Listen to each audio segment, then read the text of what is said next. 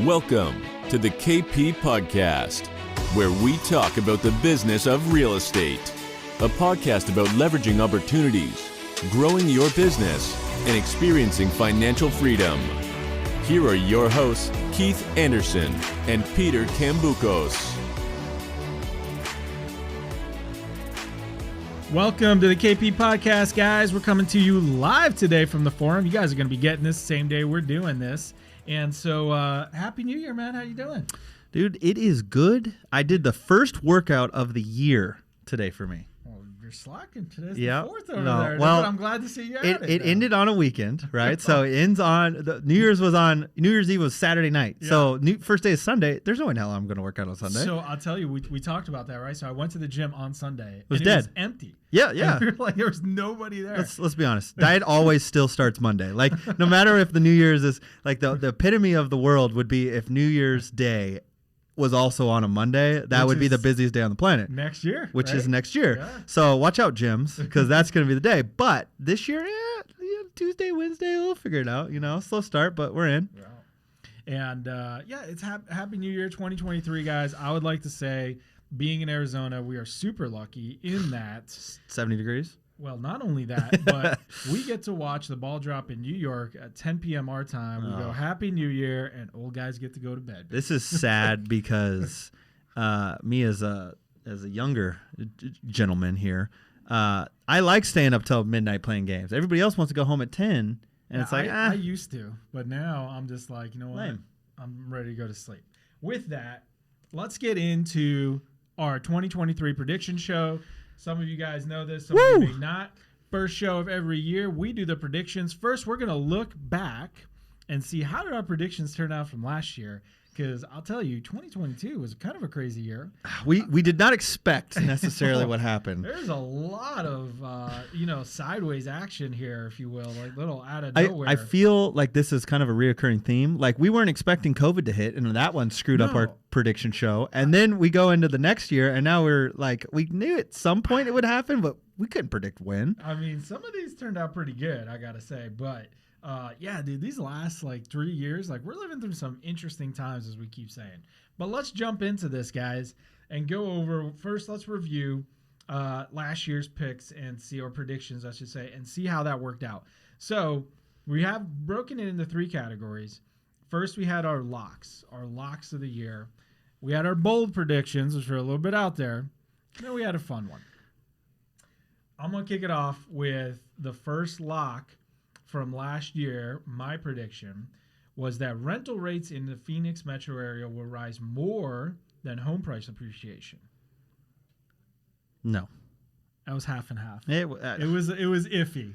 It was iffy. And I'll tell you what, here's how the numbers line up. It's because of the condos and all that jazz. It is exactly what Keith's talking about. So home price appreciation, we ended the year in Phoenix up 9.4%. Overall rental rates was up 6.5%. However, single family homes were up 9.6%. So we did see, and this speaks, and this is why, just to touch on it for a second, this speaks exactly what we're seeing in the market. We have a lot of multifamily coming to the market. Yep. Apartments that are dragging those down, a lot of supply. But what don't we still have any supply of? Single family homes, especially starter homes and affordable homes. We still see high rental demand there, low supply. And rates are going up still. Rents are still going up there. And as you see, appreciation was still up. Rents are still up. But we are seeing that a lot of supply coming on in multifamily and bringing that down. All right, so the number 2 prediction that I had a lock, and I really did. And I was excited about this one. And it was Phoenix being one of the top 3 appreciating markets. Now, well, that's just coming after a year of 30%, and I was trying to get a little gutsy with it. I was like, okay, we could maintain it. And, I mean, still think about it. We just came off 30%. We still went up almost 10%, which is ridiculous to think that over 2 years, 40% growth. Try over 3 years, yeah. We're well over 50, pushing so 60%. We have some room, guys, out there that are skeptics to pull back a little. We got some room, but we were number 6. Miami was number 1 at 21%, but they had some more room to play. We were ahead of the curve on the growth.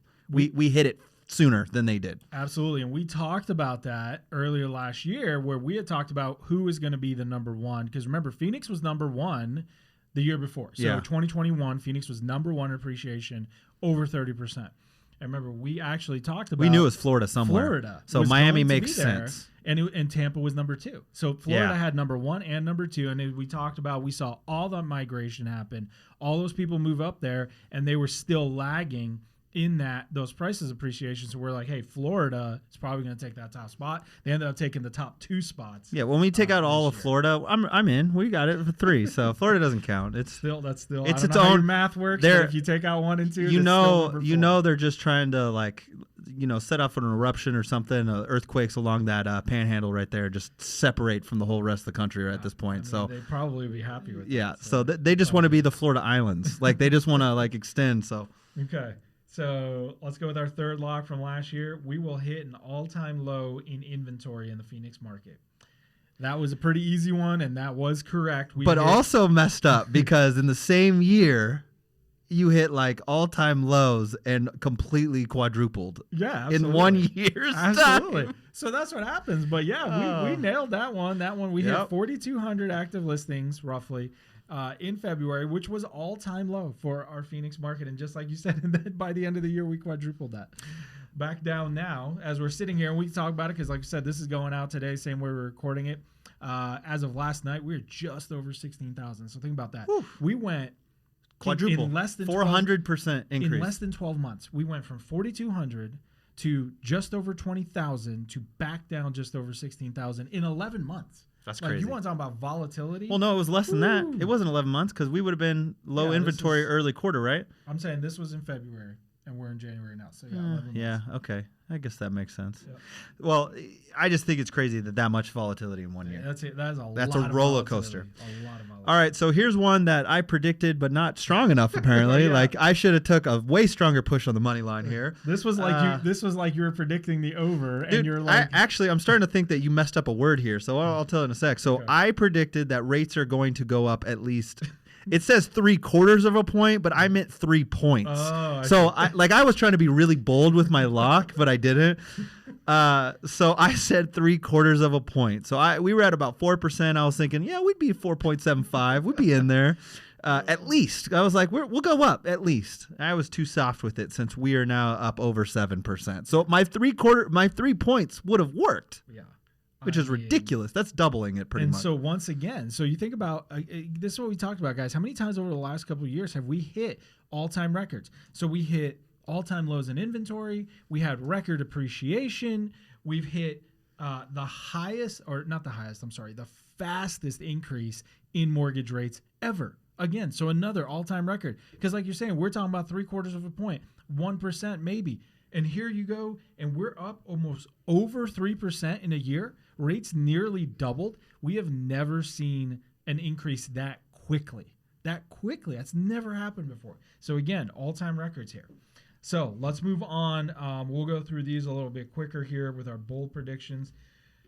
This first one was just, these are... Mistimed it. You might be a year too early. I think so. So we will end the year, this was Pete's bold prediction, we'll end the year with lower mortgage rates than what we have today. So last January, we were at 4%, thought they were going up during the year and then coming back down. And again, way off, but I think it's the timing. Like you said, is they went up faster and higher than we thought and stayed there longer than we thought. Do think they're still going to stay up longer, but coming back down, drifting back down. And so, it's just all timing on that. How fast, how far they went, and how long they're staying there. I said that 3 cities will not exceed 5% appreciation. And unfortunately, again, little timing off because I think I would have been solid with this had we had not the first quarter that we had. So the first quarter, we still went up like 10% almost. More And it settled from there. So I got kind of screwed from that first quarter thinking that maybe a couple cities would have already outgrown their prediction. But no, everything was a little over 5% minimum. There's a couple that were close, but no cigar here. So. Next bold one from Pete, and this one was just dumb. It might not have been. Keith It might not have been dumb I blame had Keith rates stayed low. for pushing this one again. Maricopa over 30% appreciation again. Incorrect. Maricopa did not see anywhere. It was less than half of that. Still double digits, though. I think they were 12 and a half. Yeah, if we didn't have the rate issue, that could have been correct. Yeah. If rates stayed tight, you might have gotten that one because that would have been the one city that could have grown. I don't think it was that bold, honestly. It could have been. It can, and they'll probably start seeing it again once prices start going again. But this next one for you, this was one we could have put half and half. But I'll let you say it, and then we'll discuss it real quick. One city will completely restrict or remove short-term rentals of less than 1 month. Mm-hmm. They are cracking down on the That's whips. what I was going to say. So it hasn't been technically- legality, Right. like it hasn't been city law yet, but we are feeling the heat. Yeah, I think a lot of these, like, it was kind of like close, but technicalities. So like that's one, like you're saying, you're seeing regulations from the state coming out, cities coming out. You're seeing Scottsdale has put in the laws now. You got to do background checks, and you've got to notify neighbors, and you've got to do all this stuff. So like you said, crackdowns for sure, but no one, the state prevented, as far as I understand it, from any cities being able to completely restrict. You know, it is crazy because, like, you think about stuff like background checks and stuff like that. Hotels don't do that. They're not doing a background check if you want to stay at the Motel 8 that might be down the street. Yeah. Like, that's a lot sketchier than a single-family house where the rent is 3 times more money than your typical actual long-term tenant rent. So it's a little rough in there. There's some arguments in there, but hey. If is I'm what it taking is. the other side of that, the hotels are regulated in a lot of other ways, and they have zoning areas of where those can be, which is not necessarily next to a residential neighbor, where I think is where some of that comes from. Yeah, no, I get it. All right, so we got a couple fun ones here. Pete, tell me about your Jets, huh? Oh my God! Again, look at this. 1 year off, and I was close. This I was don't a want to talk about bold who knocked them prediction. out, but the bold prediction. No, this was the we're going fun. to talk about it. This was the fun one. Jets make the playoffs in 2022. We just got knocked out, guys. We were right there. If we Hey, had Pete, who lost did it? 3 quarterbacks, Who did it? Who put you I down? don't want to talk about it. The Seahawks came in with fury I don't wanna and talk shut about down the hopes and dreams of the Jets with a 23-6 So loss to the. here's all I want to For say. the Jets. Here's what I want to say about my fun prediction. Did you score a touchdown? Here's what I want to say. Nope. I'm moving on from that. I'm a year early on all of these. So if you look back to They're not making 2021, They're not making the playoffs next listen, 2021, I predicted Russell Wilson would get traded from the Seahawks to the Broncos. year. That's why I didn't And put that that was a here year because that was early. actually a lock, and I didn't want to I do it couldn't that. believe that. That was a year early, so I nailed that one. And then last year I have the Jets make the playoffs. Well, clearly I'm a year early. They're going to make the playoffs next No, year. Pete. Let's So, stop right. anyway, Stop while you're ahead. What's your fun one? I didn't. I don't think I had one. I think you did. Oh, so it was for the Seahawks. Okay, and I said that a rookie quarterback will lead our team to a Super Bowl appearance. Now we didn't have a rookie quarterback, so that's not 100% fair. Yeah, However, Geno Smith may lead us. We need a loss from the Green Bay Packers, and we may win. So here's the thing: Geno Smith, never would have thought it, but hey, maybe next year we get a rookie quarterback. Yeah, Maybe a year too early. Yeah, I think you were saying any rookie quarterback, which is still not going to happen. So, but anyways, let's move on to 2023. So, guys, let's talk Kenny about Pickett. what is going to happen. Here we go, baby. Come on, Steelers. Pretty sure they're out of the playoffs. No, they're not. They still got a They're chance. still buddy. technically alive? Yes, they All are. Here we go. Anyways, so let's talk about 2023. Actually, no, we're going back. There is a man named Brock freaking Purdy on the 49ers that is leading his team I forgot to a about Brock. playoff swing. Mr. Irrelevant. The last pick of the draft. We are going to circle this note and we are going to take a peek in a couple weeks and we will let you guys know. But don't forget old Brock for the old Does 49er. it count, though, if he's only started like 2 games? The last 4 Does games. it lead his Last team? 4 games, and he has Lead? won every game. Yeah. And they're heading We'll into the see. playoffs. So Okay. Anyways, people want to know about what's happening this year. I'm tired of your What's of happening your- this year? of your Seahawks. Nobody wants to hear about them. So let's talk about what we're going to see this year, guys. We're going to talk about a little bit of real estate, a little bit of economics overall, and Yep. see what's going on here. So we'll do it again. We'll start it this way with our locks, our bold predictions, and a fun one in there. all right. So, Keith, you want to kick us off? Yeah, I'm going to say that we're going to be on a holding pattern for a little bit here. So this is This gonna is a be, lock. This is your lock. Okay. I do not see rates dropping below 5.5% this year. 5.5. 5.5. Okay. And so here's the thing. A lot of people out there they're talking about, oh, this is a short-term thing. I don't think it is. I don't think we see the effects of rates coming back until 2024. I really don't. I think this is a tight year. I think we see some 6s. I think we see maybe upper 5s and we balance out, but I do not think we go below 5.5 again as we continue to see the Fed rate increase. And I think we have to stabilize inflation, which does take time. It cannot happen overnight. You can curb it, you can stop it for a short while, but it's still, you're going to see the effects of doing that, and it's still going to put pressure. So I'd say mortgage rates do not drop below 5.5% this year. I can get on board with that. You know, I think the only potential risk that you have there is how bad a recession gets. Yep. And then towards the end of the year, if they sneak it in. So if they're looking at Yep. starting to talk about cutting rates, maybe towards the end of the Yep. year, maybe they're going to do it in 2024, but the market starts pricing that in a little Yeah. early. You know, that's where you got a little risk there. But I can And see that's that. 30-year rates. Yeah, and I Just think we're for both saying clarification. that they're going to stay higher for longer. You know, depending on what that is, and that ties in with my first lock, Yeah. which is Fed is targeting right for 2023. They're Mhm. saying they're targeting a 3.4% inflation rate by the end of the year. My lock is that inflation will stay above the Fed's 3.4%. So they can't stop it. You think it's I happening? don't think we're getting there, you know, as quickly as they think. And so it's just like you said, these things take a lot longer. We've looked at the cycles in the past, and to get inflation back down once it's gone up as high as we've seen, it takes years. Yeah. It takes years. And so they were off this year. I think they're going to be off next year. Now, again, what's the risk here is that we see a huge recession that just drags everything down. So that's a whole other issue Yeah. if we get there, though, because then we're talking about a massive recession. Well, I mean, and they can continue to drag out rate increases in order to fight this. And that could also force that recession faster. They could, right? And that's the issue there is, you know, how much more can they keep going, because we're already seeing that recession. Yep. And so they keep going too much and for too much longer, they're going to push it down into a massive recession. And so that's the risk there. But I think lock is they stay above that 3.4%. All right, so this is kind of a borderline lock bold, but I think I'm in a good grounds to speak to it. So we've seen sales transactions plummet this year compared to other years. I think this year we have the lowest amount of sales transactions Ooh. over the last 5 years. Over the last 5 years, you threw that last part in there. This is bold, okay? But over the last, I This is a might lock? even go 5 to 10. This is my lock. I think Yeah. if you look at the last 5 years, we will have lower sales transactions this year than the last 5.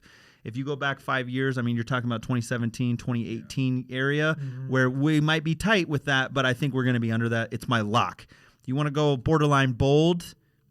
You could probably say in the last 10 to 15, maybe in the last century, like this last Yeah, 'cause 2000s. I mean, then you're talking about Since the 2000s? 2009, 2010 in there? Yeah, I don't know. So but I'm thinking I wanted to do that. That was kind of like my bold, if you want to add a little bold action to it. But last 5 years, I think that's a lock. Well, last 5 years, the lock. I think that makes sense. That probably makes a lot of sense to me.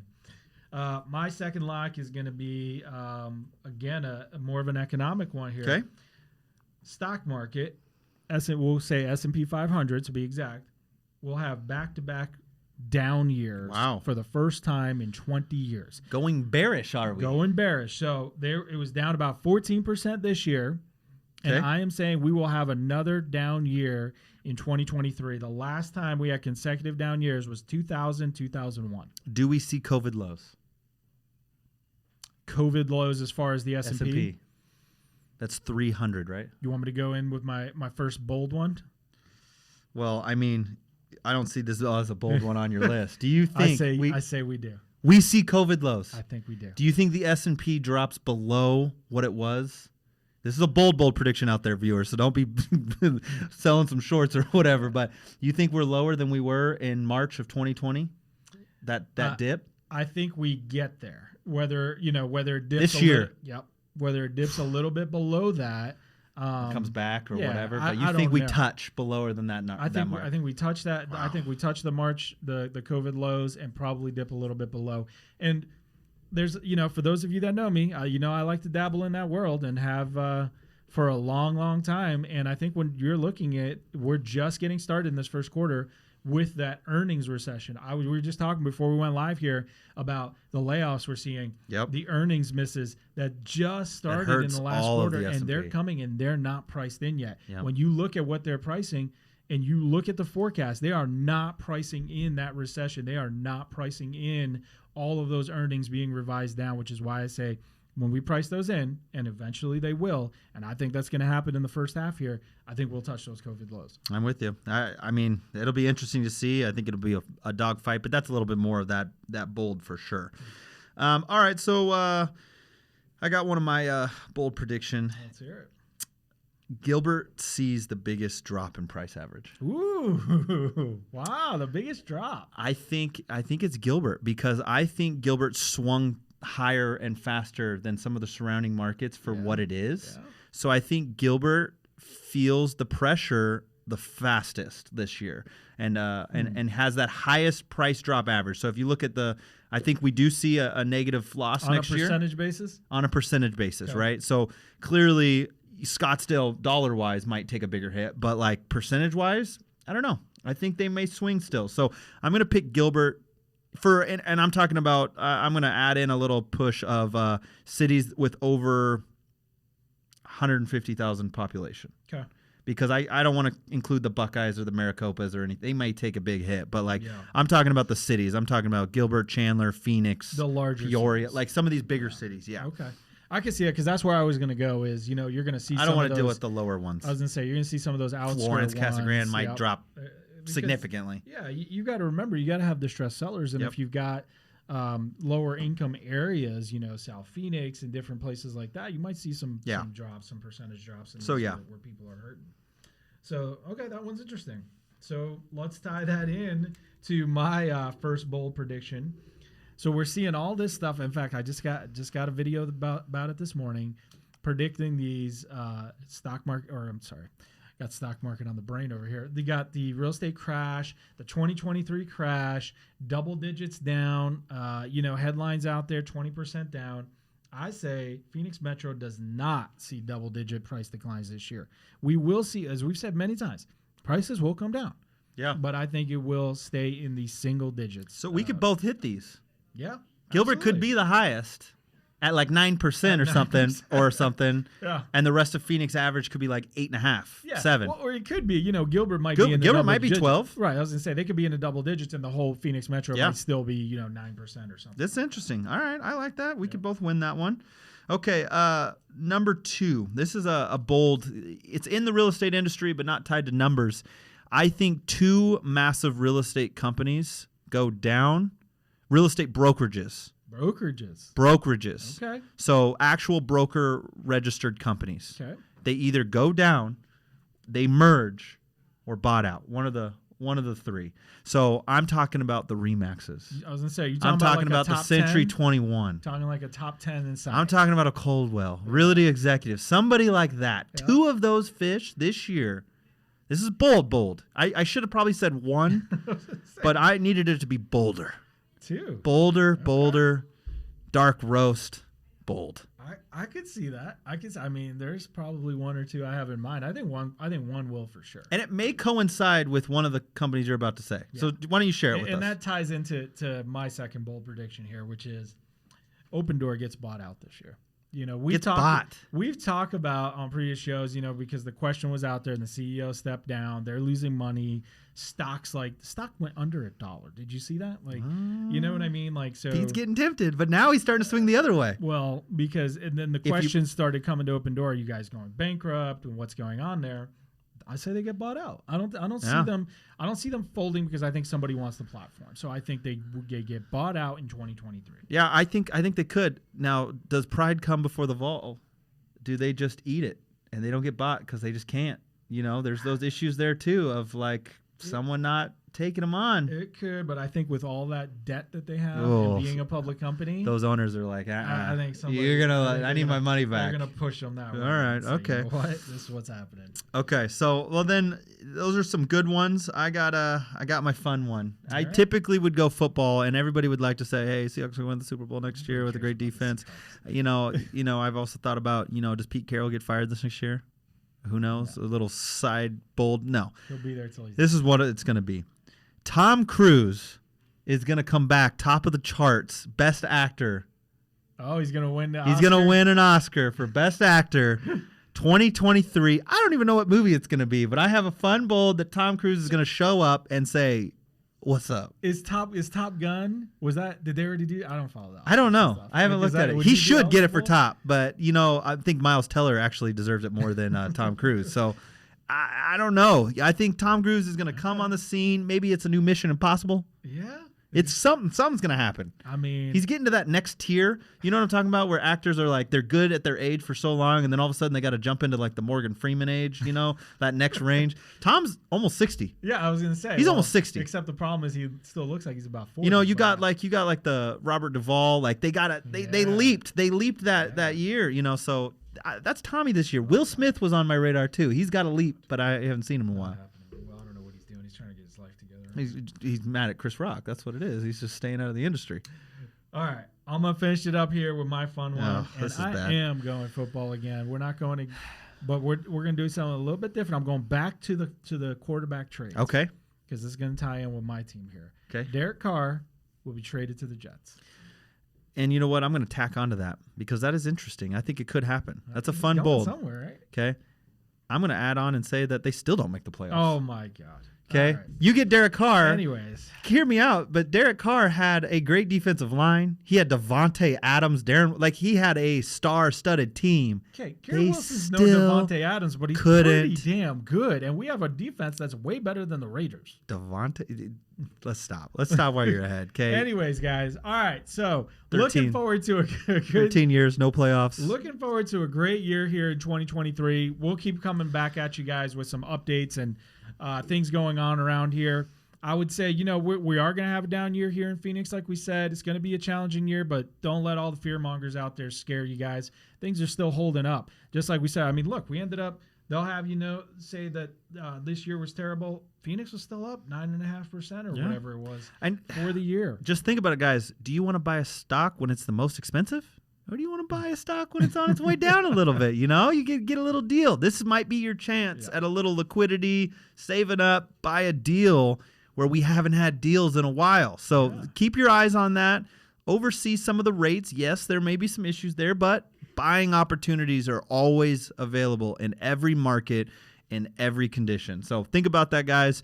And again, follow us on all social media channels at the KP Elite. We're here to represent you guys and just continue to inform and build you guys in the market. So we'll see you guys next time. See you guys.